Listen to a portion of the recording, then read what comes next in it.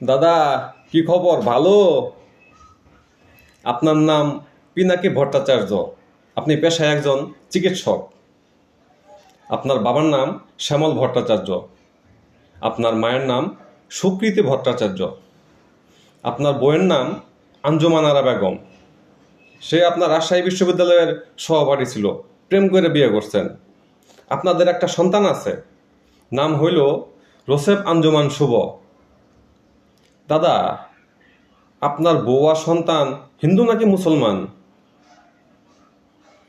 দাদা, 2008 সালে আপনার বানানো কালাজ্বরের ওষুধ খেয়ে 289 জন শিশু মৃত্যু হয়েছিল।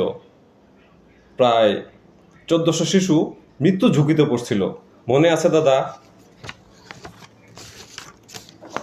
পরে স্বাস্থ্য মন্ত্রণালয় ও বিশ্ব স্বাস্থ্য সংস্থা যৌথভাবে তদন্ত প্রতিবেদন করে আপনাকে দোষী সাব্যস্ত করে, সাথে আপনার প্রতিষ্ঠান পপুলার ফার্মাসিউটিক্যালসকেও।